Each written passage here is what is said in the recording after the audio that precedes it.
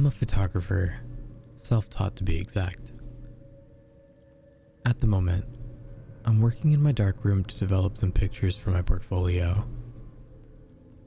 The pictures are resting in trays filled with chemicals.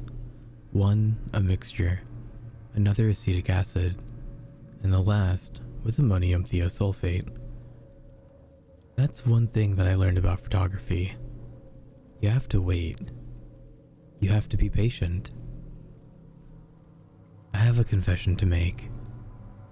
I don't like showing people my work. I know that sounds ridiculous. What kind of photographer doesn't want to show their work to the world? Isn't that the point of photography? To catch a moment in time and share it. Well, I'm just embarrassed. You see, I don't like rejection.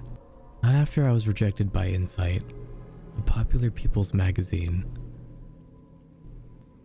Their claim is that they only post articles and artwork from average, everyday people. I got my hopes up, and I shouldn't have.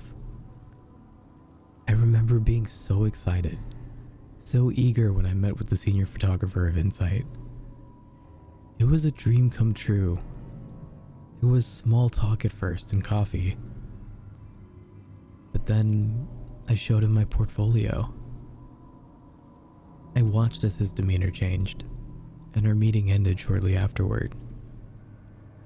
He claimed that I didn't have the photographer's eye, that my work was unoriginal, useless to the magazine. I refused to believe him at first. One person's opinion shouldn't mean anything, but after hearing those words, I eventually accepted them. I didn't have the photographer's eyes. Photographers tend to have themes in their work.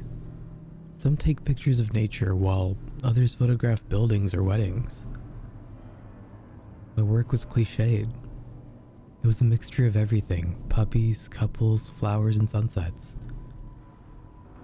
It was terrible, unoriginal. I was on the verge of giving up. I found my photographer's eye, despite it being in an untraditional way. My passion returned, and I realized what my theme would be: eyes. Hear me out on this. Eyes are the windows to the human emotion. There's happiness, fear, anger, surprise, sadness, and so much more to capture in photographs.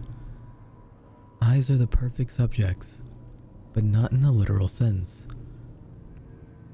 It's not easy taking pictures of someone's eyes. Most people don't like getting their pictures taken, and people are always on the move. I'm not some creep. After I photograph someone's eyes, I let them know about it, and I explain my project to them. Most people don't appreciate it, so a lot of my pictures are a frustration or surprise. Anger is pretty popular too. You know, I felt so confident lately that I'm letting my girlfriend tour my dark room today. She's never seen it before, and I'm so excited to show her. By now, my pictures have finished developing, and I pinned them on a clothesline to dry. These pictures were taken in a local bakery. I love going there. Everyone is so happy, especially Sarah, the young woman that works there. We're familiar with each other because I frequent the bakery often. She's happy to pose for me if I buy a few sweets. It's a pleasant exchange. I'm just glad that she humors me. Despite my recent confidence, there has always been a few doubts in the back of my mind. It took me a while to figure it out. It's my girlfriend. I take photographs of her often, but her eyes aren't as happy anymore. I don't understand why. I compared recent photographs to photographs of her eyes from a few months ago, and there has been a deliberate change. Something must be bothering her. I tried to ignore it at first, but it's starting to interfere with my work. I feel like it's because I've been spending a little more time with my camera than her. She's always understood in the past, though. I cross over to a dark cabinet filled with developing equipment, lenses, and Polaroids. I nudge an old camera aside and remove a giant glass jar filled with preservatives. I set the jar on the counter and smile down at its contents. In the red glare of my safe light, I see two eyes staring back at me. I brush my finger across the surface of the jar and take a deep breath. It's a simple procedure. Well, I wouldn't call it a procedure without all the necessary equipment. Trust me though, I've done this with the senior photographer of Insight. He's how I got my photographer's eyes. And don't worry, I found a suitable replacement for him. 20/20 vision too. I do regret the scarring though.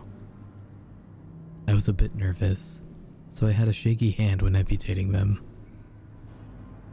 To my knowledge, the procedure was extremely successful. I mean, look at me. If I operated on myself, I can operate on another person. I know it will work. With Sarah's eyes, my girlfriend will finally be happy again. I hear footsteps on the stairs, and I smile as I hear a knock on the darkroom door. "Come in, sweetheart,"